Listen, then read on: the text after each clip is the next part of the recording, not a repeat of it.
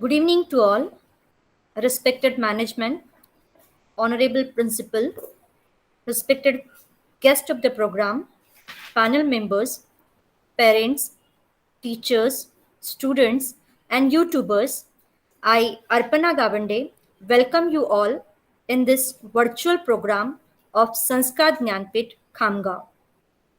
The program is known as Sanskar Durga, one step ahead, strengthening to strengthen. It's our fifth episode of the program. To know more about the program, I would like to request respected principal sir to give us detail about the program. Namaskar, good evening everyone. I'm very happy to invite and greet Srimati Anagha Tare ma'am in the fifth episode of Sanskar Durga. Today we shall have a discussion in Marathi with her. She is a social teacher, we can say. She is a hard-boiled teacher, teaching to underprivileged children and making them to fly high to make their careers. She added many more wings to their dreams and developed the interest in learning. तर चला आपण चर्चा करूया अनघा तारे मॅडमशी. विविध प्रकारचे प्रश्नांची विचारणा त्यांच्यासोबत होईल. त्यांचं करिअर, त्यांचा प्रवास, तसंच त्यांच्या जे छंद आहेत. या पॅनलमध्ये माझ्यासोबत आहेत अर्पणा गावंडे मॅडम, सीमा खोमणे मॅम, रूपा सिंग मॅम ज्या प्रश्न विचारतील. तर चला आपण पाचव्या या कार्यक्रमामध्ये कडीमध्ये त्यांचं स्वागत करूया.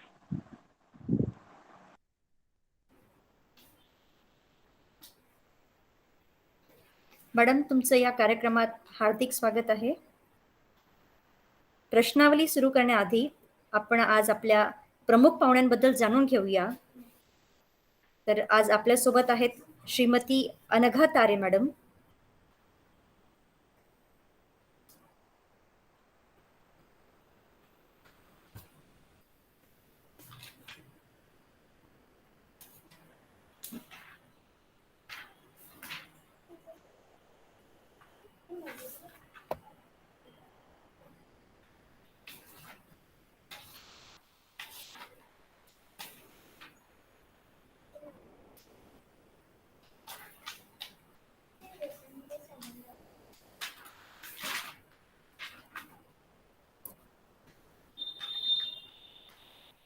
मॅडमचं पूर्ण नाव आहे श्रीमती अनघा शशिकांत तारे.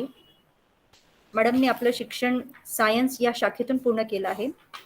त्याचबरोबर मॅडमनी BEd सुद्धा कंप्लीट केलं आहे. महत्त्वाचं म्हणजे मॅडम एक हाऊसवाईफ, एक गृहिणी असताना सुद्धा त्यांनी सामाजिक कार्यामध्ये खूप महत्त्वाची भूमिका पार पाडली आहे. ती म्हणजे त्यांनी ज्या मुलांना शिक्षणाची व्यवस्था अनुकूल किंवा परिस्थिती अनुकूल नसल्यामुळे शिक्षण घेता आले नाही, त्यांच्यासाठी त्यांनी शिक्षणाचं म्हणजे आपल्या घराचे द्वार ओपन ठेवले, उघडे ठेवले आणि त्यांना शिक्षण देण्याचा परिपूर्ण प्रयत्न केला आहे. मॅडम 2004 पासून वेगवेगळ्या NGOs मध्ये काम करत आहेत आणि इथे खामगावला 2012 पासून त्यांनी म्हणजे ज्या मुलांसाठी शिक्षण एक दुर्गम गोष्ट होती, त्या मुलांना त्यांनी शिक्षण दिले, शिक्षणाची आवड त्यांच्यामध्ये निर्माण केली. या फोटोमध्ये तुम्ही बघता आहात की हे जे मुलं आहेत जे 10वी पर्यंत शिक्षण घेऊ शकले नव्हते कारण परिस्थिती प्रतिकूल होती, त्याचबरोबर त्यांची आवड सुद्धा नव्हती.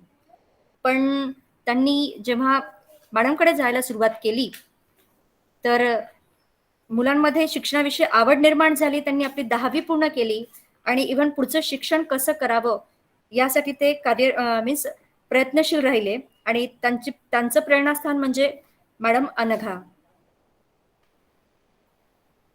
इथे सुद्धा आपल्याला दिसत आहे की मॅडम मुलांना शिकवत आहेत.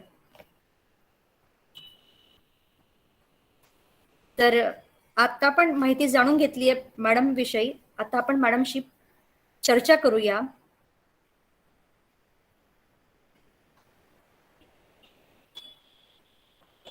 सर्वप्रथम पुन्हा तुमचं स्वागत. आणि मला जाणून घ्यायचं आहे की तुम्ही जेव्हा शिक्षण घेत होतात, MSc तुम्ही केली, त्यावेळेला तुमचा मुख्य विषय कुठला होता? MSc ला माझा बायोकेमिस्ट्री विषय होता.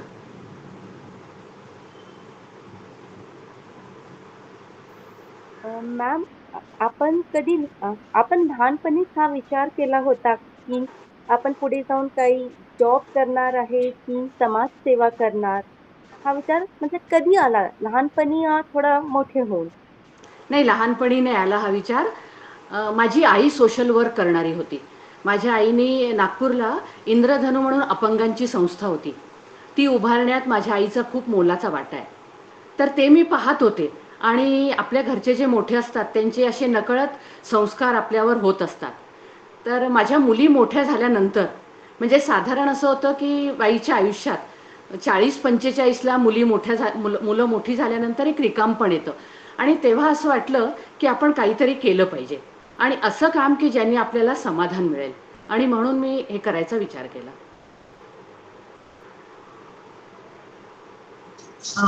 मॅडम, आपण आपलं BEd कुठून केलेलं आहे आणि तिथे सामाजिक कार्याबद्दल काही विद्यार्थ्यांमध्ये जागृती केली जात होती का? नाही, BEd मी अकोटला केलं, पण तिथे असं समाजकार्याचं असं हे नव्हतं काही शिक्षण वगैरे. तेव्हा असं हे काही मनात नव्हतं. पण ज्यावेळेला तुम्ही स्वतः शिक्षण घेत होतात, हं. त्यावेळेला तुम्हाला काही असे चांगले वाईट अनुभव आले असतील, तर तो तुमचा अनुभव कसा होता स्वतः शिक्षण घेत असताना? तो थोडासा नाही. आमच्यासोबत. अच्छा अच्छा. मी जेव्हा शिक्षण घेत होते, मी एका चांगल्या सुखवस्तू कुटुंबातून, माझ्या आईचं नेहमी प्रोत्साहन, म्हणजे साधारण असं असतं की आया त्या काळात, आमच्या काळात तरी असं व्हायचं की मुलींना म्हणायच्या नाही, स्वयंपाक आला पाहिजे. माझी आई अशी नव्हती. माझी आई म्हणायची तुला अभ्यासाची आवड आहे, तू अभ्यास कर. त्याच्यामुळे मी खूप छान हेल्दी वातावरणात शिकले. त्याच्यामुळे मला शिक्षण घेणाऱ्या नेहमी आईवडिलांनी माझ्या खूप प्रोत्साहन दिलं. खूप छान. मॅम, तुम्ही जसं सांगितलं की 45 वर्षाच्या नंतर तुम्ही ह्या सेवा कार्याला सुरुवात केली. तर त्यापूर्वी सून म्हणून तुमचे काय जबाबदाऱ्या होत्या? सून आणि म्हणून कधी त्यावेळी तुम्हाला असं कार्य करायला वेळ भेटला का, विचार आला? माझ्या मिस्टरांची बँकेत नोकरी होती आणि त्याच्यामुळे आमच्या दर 2-3 वर्षांनी बदल्या व्हायच्या. त्याच्यामुळे मी छोटं मोठं काहीतरी उद्योग करायची. आवड जी अशी होती, छंद जोपासायची, असं काही करायची. पण माझ्या मिस्टरांनी VRS घेतल्यानंतर आणि मुली दोघी कॉलेजला जायला लागल्या, तेव्हा मला वेळ होता. तेव्हा मी विचार केला की आता आपण आपल्या आवडीचं काहीतरी केलं पाहिजे. आणि आम्ही पुण्याला होतो तेव्हा. तर तेव्हा मी एका NGOमध्ये अप्लाय केलं आणि लकीली मला तिथे चान्स मिळाला. आकांक्षा फाउंडेशन म्हणून एक संस्था होती, जी अंडर प्रिव्हिलेज चिल्ड्रन करताच काम करते. तर कर्वेनगरची वस्ती माझ्या अंडर होती आणि मी तिथल्या मुलांना घेऊन तिथे म्हणजे पार्ट टाईमच होतं हे, पण तिथे खूप छान अनुभव होता. कारण त्यांचे वर्कशॉप्स, ट्रेनिंग आणि खेळाच्या माध्यमातून मुलांना कसं शिकवायचं हे मी तिथे शिकले आणि खरं म्हणजे तिथे मला या कामाची गोडी लागली. मॅडम, जेव्हा तुम्ही NGO सोबत काम पहिल्यांदा केलं, हो. तेव्हा तुम्हाला असं स्वतःला काय वाटलं? म्हणजे तुमचा कसा अनुभव होता NGO बद्दल? हा, आकांक्षा फाउंडेशन खूपच चांगलं NGO आहे आणि त्यांची शिक्षण पद्धती इतकी वेगळी आणि छान होती की खेळाच्या माध्यमातून कसं मुलांना शिकवायचं आणि एकूणच जे तिथलं वातावरण होतं आणि मुलांमध्ये पॉझिटिव्हिटी आणायची, मुलांना शिक्षणाकरता प्रोत्साहन करायचं, भरपूर ॲक्टिव्हिटीज असायच्या. आणि शिक्षकाला सुद्धा काही ना काही असे बनवून चार्ट्स बनवायचे, गेम्स बनवायचे आणि मग मुलांना शिकवायचं. तर तो अनुभव त्याच्यातूनच मला, म्हणजे मी शिकवते असं म्हणण्यापेक्षा मला खूप शिकायला मिळालं आणि मग असं वाटलं की नाही, आता हे काम आपण करतच राहावं. मग त्याच्यानंतर मी एका शाळेत जॉब केला, तो सुद्धा पार्ट टाईम. मग त्याच्यानंतर मी भगिनी निवेदिता प्रतिष्ठान म्हणून होतं, तिथे सुद्धा मी काम केलं आणि त्या संस्थेशी मी अजूनही लिंक्ड आहे. तिथे आम्ही विज्ञानाच्या प्रयोगाकरता काम करायचो. म्हणजे बऱ्याच शाळा अशा असतात की जिथे प्रयोगशाळा नसते किंवा विद्यार्थी संख्या खूप असते, तर अशा ठिकाणी आम्ही जाऊन मुलांना विज्ञानाचे प्रयोग दाखवतो. मॅडम ऍक्च्युली तुम्ही बोललात की वेळ जावा म्हणून आपण काहीतरी हो, समाजकार्य करावं हो. असं तुम्हाला वाटलं. पण हं. तुम्ही शिक्षकी हाच पेशा म्हणजे शिक्षक हा पेशा का निवडला? तुम्ही इतरही काही करू शकला असतात, पण हेच का निवडलं? B.Ed केलेलं होतं आणि शिकवायची आवड होती मला. शिकवायची मला आवड होती आणि मला असं वाटायचं माझ्या मुली तर खूप छान शिकल्या. पण असेही आपल्या समाजात काही मुलं आहेत, की शिकायची इच्छा आहे, ट्युशन लावू शकत नाही. मग अशा मुलांना आपण काहीतरी मदत केली पाहिजे. या भावनेतून मी हे काम सुरू केलं. आणि पुण्याला मला जो अनुभव आला, तर तेव्हा मी ठरवलं होतं, की आता आपण खामगावला जरी परत गेलो, कारण माझ्या दोन्ही मुलींचं शिक्षण संपलं, लग्न झाली आणि मग मला खरंच वेळ मिळाला. मग खामगावला आम्ही आमच्या घरी परत आलो. तेव्हा मी ठरवूनच आले होते, की आता आपण स्वस्थ बसायचं नाही. आता काही ना काही सोशल वर्क आपण म्हणजे मुलांना शिकवायचं. सांगितलं की आपण आकाशा विभागात काम केलं. अशी आणखीन काही संस्था आहेत का ज्यांच्यात तुम्ही काम करत आहात? खामगावला हो, खामगावला करत आहात का आणखीन कुठे गेलेले आहे? नाही, खामगावचं तर मला असं इतकं माहीत नव्हतं, की असं कोणी अजून संस्था आहेत का? पण मला जे काम सुरू करायचं होतं, ते अगदी विद्यार्थी जमवण्यापासून सुरू करायचं होतं, की आधी विद्यार्थी जमवायचे. मग आमच्या घराच्या मागेच पंढरीबाबा नगर म्हणजे खदानीची वस्ती होती. तिथे जायचं, पालकांशी बोलायचं, मुलं जमा करायची आणि मग त्यांना घेऊन यायचं. तर मी मुलं आधी सगळी एकत्र केली.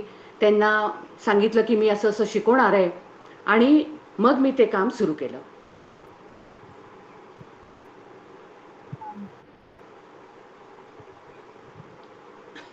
अ, मॅडम, मुलां जेव्हा तुम्ही अंडर प्रिव्हिलेज मुलांना म्हणजे गरजू मुलांना शिकवण्यास सुरुवात केली होती, तर ह्या गरजू मुलांच्या आणखी काय काय समस्या असतात असं तुम्हाला वाटलं? एक तर मुख्य म्हणजे काय असतं, आई-वडील शिकलेले नसतात आणि आई-वडील घरात सुद्धा नसतात. हे कष्टकरी वर्ग आहे सगळा. जे सकाळी आई जाते ती 5-6 वाजेपर्यंत येते आणि दुपारी मुलं नुसती वस्तीमध्ये फिरत असतात. तर या मुलांना एकतर तुम्ही व्यवस्थित राहिलं पाहिजे, शाळेत नियमित गेलं पाहिजे आणि हे जे सगळे बेसिक जे आपल्या संस्कार असतात, हे त्यांच्यावर होणं आवश्यक होतं. कारण घरी आई-वडिलांना हातातोंडाची गाठ होता होताच त्यांना काही शक्य नसायचं.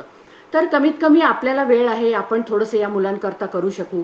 तर ही जेव्हा मुलं यायची तेव्हा मला लक्षात यायचं, की त्यांना हे भान नसतं, की आपण केस नीट ठेवले पाहिजे, आपण स्वच्छ राहिलं पाहिजे. तर यासुद्धा सगळ्या गोष्टी त्यांना समजवायच्या आणि म्हणून मी काय करायचे, की त्यांना वही, पुस्तकं सगळं मी द्यायचे. कारण जर मी म्हटलं, की तुम्ही वह्या घेऊन या आणि ती मुलांना त्यांच्या आई-वडिलांना बर्डन नको. म्हणून मी त्यांना सगळं साहित्य द्यायचे, चित्रकलेचं साहित्य द्यायचे आणि की बाबा ती मुलं रेग्युलर आली पाहिजेत माझ्याकडे. आणि असं करता करता मी हे 2-3 वर्ष केल्यानंतर त्या मुलांना ती मुलं रेग्युलर शाळेत जायला लागली. आणि याचा असा परिणाम झाला, की ते शाळेतले टीचर मला भेटायला आले. आणि त्यांना असं वाटलं, की तुम्ही काउन्सिलिंग करता का? या मुलांमध्ये जो फरक झालाय. म्हणजे आपण त्या मुलांशी चांगलं प्रेमाने वागलं, त्यांचे काही प्रॉब्लेम्स आहेत ते ऐकून घेतले, की त्यांच्या एकूण वागणुकीत फरक जाणवतो. ऐकून अगदी प्रोत्साहन, प्रेरणा मिळते की हो. आपण पण काहीतरी करायला पाहिजे. खूप छान. मॅडम तुम्हाला असं काही वाटलं का हे काम करत असताना, की कुठे अडथळा निर्माण होतो आहे आपल्या कार्यामध्ये? किंवा आला असेल तर तुम्ही त्याला म्हणजे त्याच्यावर मात कशी केली? हां. बरेचदा काय व्हायचं, की मुलं यायची, नियमित यायची आणि मग एकदम येईनाशी व्हायची. तेव्हा मला खूप वाईट वाटायचं, की असं वाटायचं आपलं काय चुकतंय? मग मी पुन्हा वस्तीमध्ये जायचे, त्यांच्या पालकांना भेटायचे, मुलांना भेटायचे आणि हे तर होतंच. पण त्या मुलांना शिकवताना सुद्धा खूप वेगळ्या चॅलेंजेस होते. म्हणजे आता मला असं वाटलं, की मी मुलांना सायन्स शिकवीन, प्रयोग शिकवीन. पण अशी अवस्था होती, की 7वी-8वीच्या मुलींना सुद्धा मुलांना लेखन वाचन येत नव्हतं. मग आधी लेखन वाचन आल्याशिवाय पुढे तुम्ही जाऊच शकत नाही. म्हणून आधी मी हे लेखन वाचनावर भर दिला आणि लेखन वाचन करतानाच मी बेसिक गणित शिकवायला लागले. बेरीज, वजाबाकी असं सगळं शिकवायला लागले. आणि माझ्या असं लक्षात आलं, की मुलांना 1 ते 100 म्हणता येतं, लिहिता येतं, पण अंकाची ओळख नाहीये. म्हणजे मी जर तोंडी गणितं सांगितली, की 46 लिहा, तर ते म्हणायचे, "मॅडम 46 कसे लिहायचे?" मग आता हे कसं शिकवायचं, की 46 कसे लिहायचे, 25 कसे लिहायचे? मग मी म्हटलं आधी त्यांचे हे कळलं पाहिजे, त्यांची अंकाची ओळख झाली पाहिजे. मग मी त्या मुलांना म्हटलं की तुम्ही बगीच्यात जा आणि छोट्या छोट्या काड्या जमा करा. मग 10-10 काडीची एक मोळी तयार केली आणि मग 10 म्हणजे एक दशक आणि सुटे सुटे जे आहे ते एकक. तर असं करून खेळाच्या माध्यमातून की 16 तयार करा, 26 तयार करून दाखवा. रोज असा थोडा वेळ व्हायचा की मुलांना म्हणायचं चला आता अंक तयार करा. मग मी त्याच्याकरता कार्ड्स तयार केले की त्याच्यावर लिहिलेलं होतं, अंक लिहिलेला होता, अक्षर लिहिलेलं होतं. चला आता 316 कशी असतील ते दाखवा. आणि मग त्यांना प्रत्येकाला 10-10 मार्क द्यायचे. मग ती मुलं गोल बसायची, मग कोणाला मार्क त्यांना हवे असायचे. ते एक खेळाच्या माध्यमातून त्यांची अंकाची ओळख झाली आणि ते त्यांना खूप आवडायला लागलं, म्हणजे गणिताची आवड निर्माण झाली.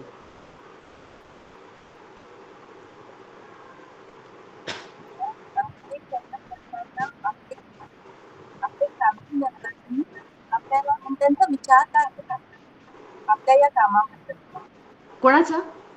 आपल्या फॅमिली मेंबर्सचा? हां. अच्छा, अच्छा. मला माझ्या फॅमिलीकडनं खूप प्रोत्साहन होतं. कधी अशी निराशेचे क्षण यायचे, पण माझ्या मुली मला प्रोत्साहन द्यायच्या. माझे माहेरचे, सासरचे सगळ्यांना माझ्या कामाचं कौतुक होतं. त्याच्यामुळे घरून मला फुल सपोर्ट होता. थोडं मी पैसेही खर्च करायचे त्याही बाबतीत आणि सगळ्या बाबतीत. कारण मी काय करायचे, की जसे सण आले, की गणपती मुलांना बनवायचं शिकवायचं किंवा दिवाळी आली, की पणत्या बनवायच्या, पणत्यांचं डेकोरेशन करायचं. एका फोटोमध्ये मी दाखवलंय. तर मी महिला मंडळामध्ये स्टॉल लावायचे आणि मुलांना म्हणायची चला आता तुम्हीच विका, म्हणजे त्यांना ते सुद्धा स्किल आलं पाहिजे.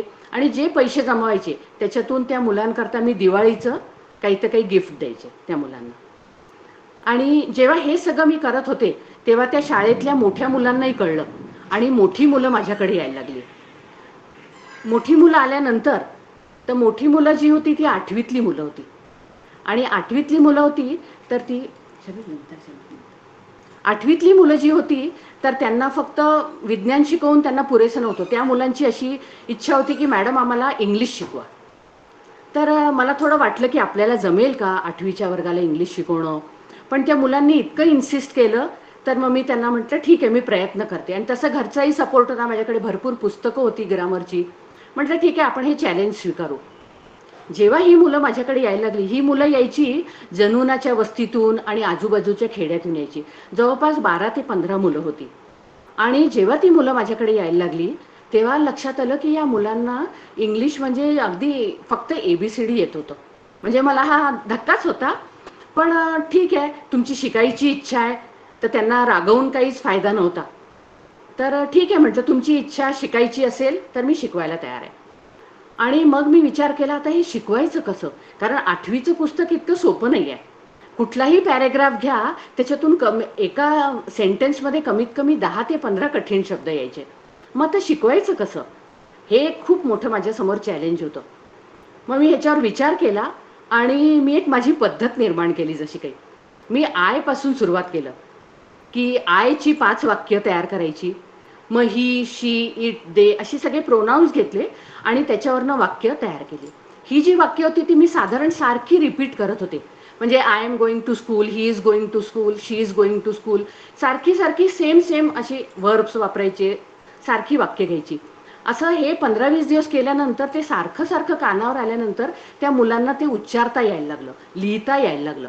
आणि मग मी खेळाच्या माध्यमातून असे चार्ट्स बनवायचे की ज्याच्यामध्ये प्रोनाउन्स द्यायचे, ऑक्झिलरी वर्ब्स द्यायचे आणि त्यांना म्हणायचे आता तुम्ही वाक्य तयार करा, नवीन नवीन वाक्य तयार करा. तर हे करताना त्या मुलांनाही म्हणजे एक आलं की येस आय कॅन डू. म्हणजे मला इंग्लिश अजिबातच ती जी भीती होती ना ती भीती आधी घालवायचा प्रयत्न केला. आणि ह्याला सगळ्याला खूप वेळ लागला, खूप मी प्रयत्न केले आणि ती मुलं सगळी 10वीला इंग्लिशमध्ये पास झाली. म्हणजे त्या वस्तीतली मुलं इंग्लिशमध्ये कधी पासच होत नव्हती, ती सगळी मुलं इंग्लिश विज्ञानमध्ये पास झाली. ह्याचं मला खूप समाधान मिळालं. मॅडम तुम्ही हे इतकं चांगलं कार्य करतात का, तर या कार्यामधून तुम्हाला तुमच्या आवडीचं जे काही करावंसं वाटतं ते करण्यासाठी वेळ मिळतो का, आणि आणखी काय काय आवडीचं असं तुम्ही करता? मला शिवणकाम, भरतकाम, विणकाम, वाचन या सगळ्याची खूप आवड आहे. आणि मला अगदी म्हणजे मी TV पाहता पाहता सुद्धा विणकाम करते. तर असं मी माझा वेळ शक्यतो मी एक दिवसाचा प्लॅन करते आणि तसा वेळ घालवायचा प्रयत्न करते. आणि हे अगदी जेव्हा मी या मुलांना शिकवत होते ना, तेव्हा मी बाकीच्या विषयांकडे सुद्धा त्यांना लक्ष द्यायला सांगायचे, की फक्त सायन्स आणि इंग्लिशमध्ये पास होऊन चालणार नाही, तर बाकीचे विषय, मग अभ्यासाचं टाइम टेबल कसं बनवायचं आणि शिक्षणाचं काय महत्त्व आहे, हे तुम्हाला पुन्हा हा संधी मिळणार नाही, असं सारखं त्यांना सांगावं लागायचं. आणि गणित माझा विषय नव्हता, त्याच्यामुळे मला असं वाटायचं की ही मुलं गणितात पास होतील की नाही. तर माझे दीर ट्युशन क्लासेस घ्यायचे, मग मी त्यांचीही मदत घेतली, सुधीर तारे म्हणून. तर त्यांनी सुद्धा 4-5 लेसन्स घेतले त्यांचे, आणि त्यांना गणिताबद्दल की काय कुठला भाग तुम्ही कराच की जेणेकरून तुम्ही पास व्हाल. तर त्याच्यामुळे या सगळ्या मुलांना त्याचा खूप फायदा झाला. आणि 10वी तर ती मुलं झाली, पण त्यांना एक शिक्षणाची गोडी लागली. आणि मग त्यांनी 11वी 12वी सुद्धा केलं. आणि मला खूप समाधान वाटतं की आज ती मुलं पोलीस भरती, सैनिक भरतीची परीक्षेची तयारी करतायत. खूप छान. मॅडम, तुम्ही आत्ता बोलला की प्रयोगशाळा म्हणजे प्रयोग शिकवणार होतात तुम्ही घरी. हो हो. ते पॉसिबल होतं, शक्य होतं तुमच्यासाठी घरी प्रयोगशाळा? हां, घरी मी प्रयोग मुलांना दाखवत होते. मी सांगितलं जसं की मी भगिनी निवेदिता प्रतिष्ठान जे आहे त्यांच्याशी लिंक्ड आहे. तर त्या मला प्रयोगाचं साहित्य, एकदा काय झालं होतं की याच आमच्या संस्थेच्या 3 व्हॉलंटियर्स खामगावला आल्या होत्या, आणि आम्ही वेगवेगळ्या शाळांमध्ये 6 शाळांमध्ये 5वी ते 8वीचे प्रयोग घेतले. मग जाताना त्यांनी ते सगळं साहित्य माझ्याकरता ठेवलं होतं. मग मी जेव्हाही शक्य असेल तेव्हा मुलांना प्रयोग करून दाखवायचे. कारण विज्ञान जे आहे ना, ते प्रयोगाशिवाय नाही शिकवता येणार. जेव्हा तुम्ही डोळ्यांनी एखादी गोष्ट पाहता तर ती पूर्ण तुमच्या स्मरणात राहते. तर असा माझा प्रयत्न असायचा की मुलांना प्रयोग दाखवायचे आणि त्यांच्याकडनं ते करूनही घ्यायचे.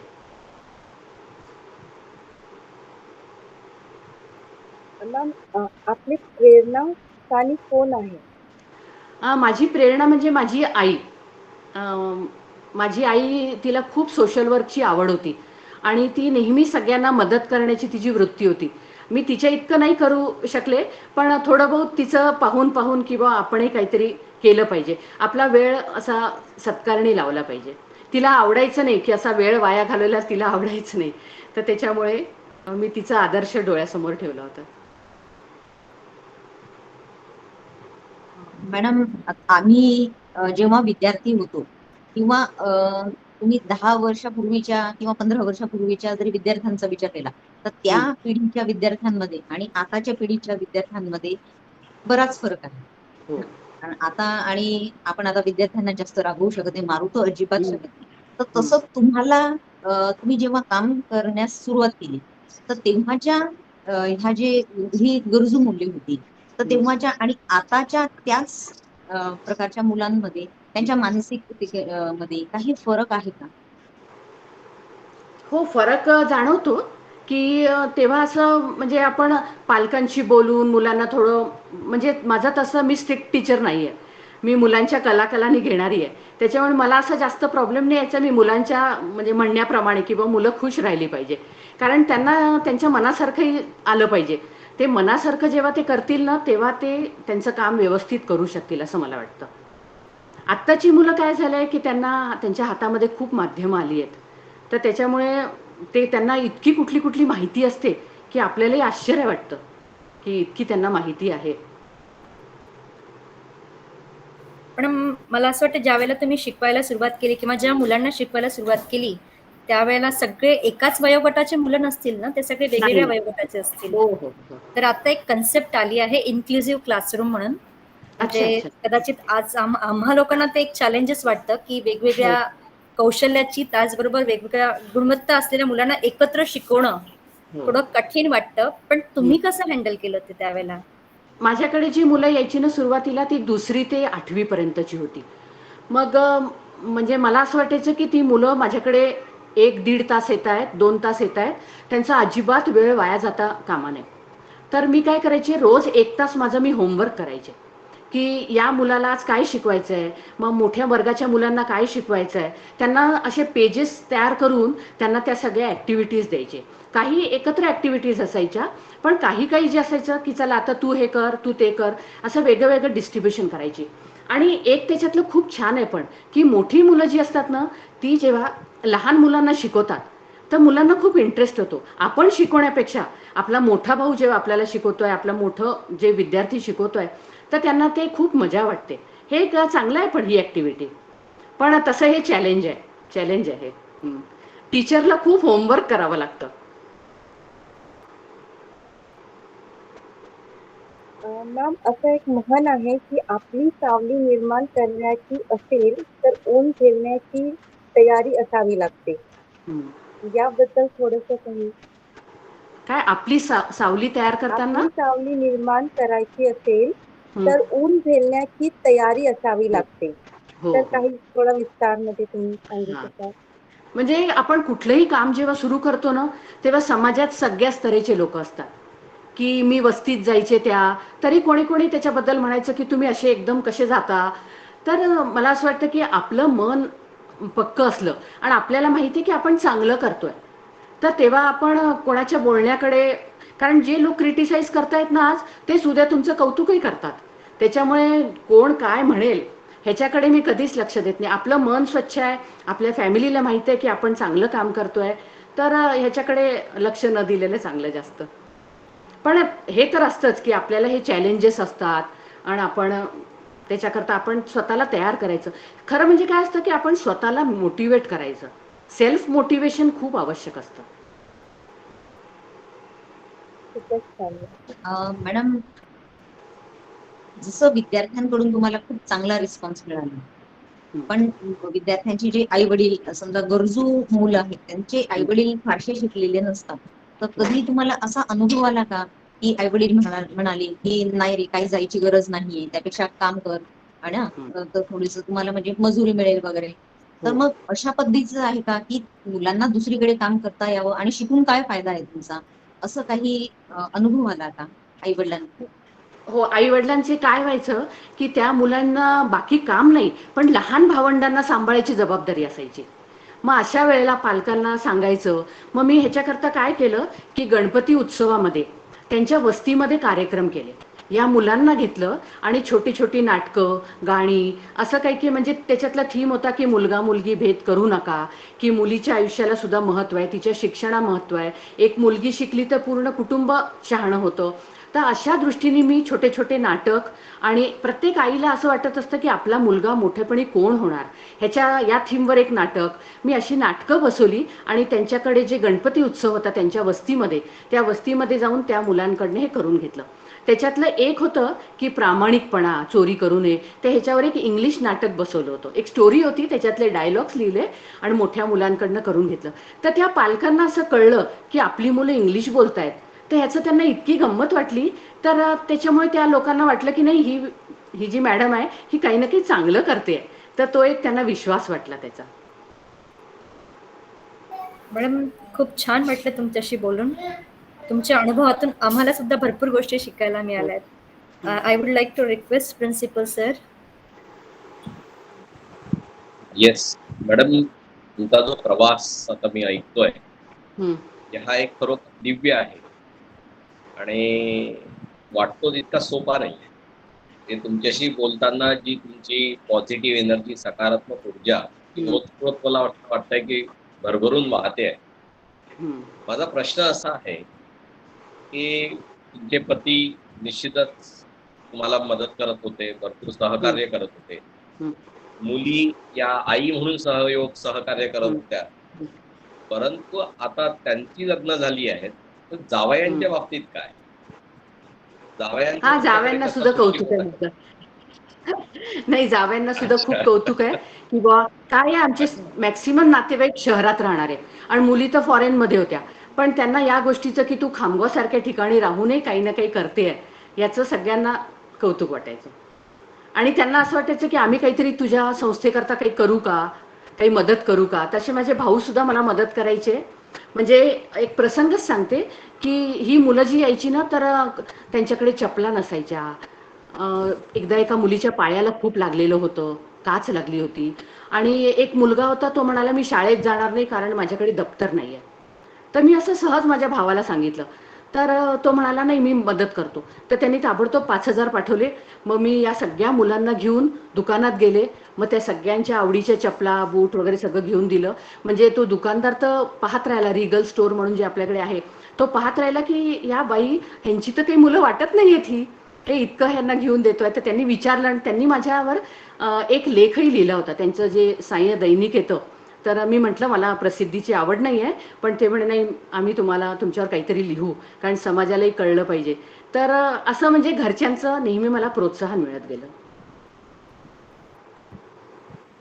खूप छान. खूप मला हे विचारायचं आहे की एकंदरीत आता जो शिक्षणाच्या बाबतीत जो प्रवास चाललेला आहे, शिक्षणामध्ये क्रांती एका बाजूला झाली आहे, तसंच त्याचं व्यापारीकरण पण होत आहे.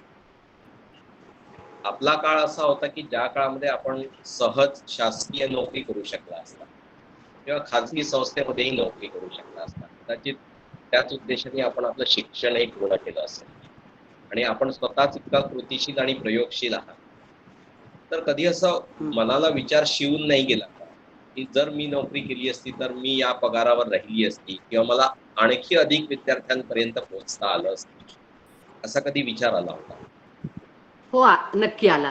हा विचार आला कारण माझ्या ज्या मैत्रिणी होत्या, की त्यांनी पी-एच-डी केलं. कारण बायोकेमिस्ट्री विषयाला पी-एच-डी आहे आणि पी-एच-डीला चांगला स्कोप आहे. माझ्या मैत्रिणी पी-एच-डी झाल्या, त्या हेड ऑफ द डिपार्टमेंट म्हणून रिटायर झाल्या. तर मला ह्याचं वाटायचं एकदा, पण मग मला फॅमिलीसुद्धा महत्त्वाची वाटायची, की फॅमिलीला कुठेतरी सोडा, त्यांचे हाल करा, ते मला मान्य नव्हतं. आणि मला असं वाटायचं ठीक आहे, मी नाही करू शकले, पण आज माझ्या मुली खूप छान शिकल्या आणि त्या चांगलं करतायत. त्याच्यात मी समाधान मानलं. खरोखर आपलं जे कार्य आहे हे समाजासाठी खूप प्रेरणादायी आणि म्हणूनच आपण जे आज इथे संवाद साधतो,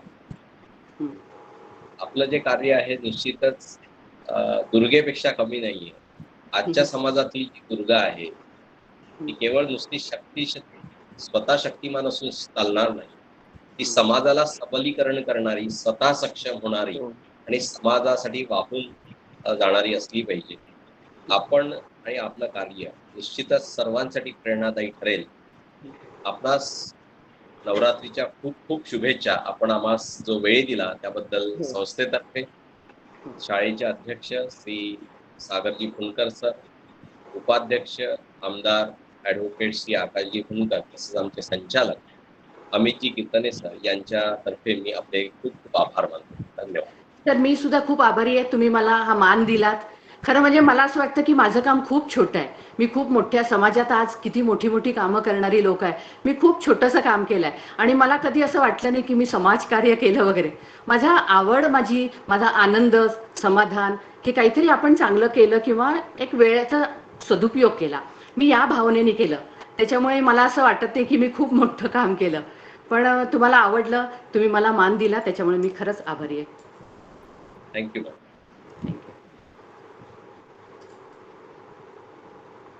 Thank you, sir. Thank you, madam. Thank you. Dear viewers, meet you tomorrow again. The same type of inspiration, and let us get inspired more and more. Meet you soon tomorrow. Till then, see you. Have a great day.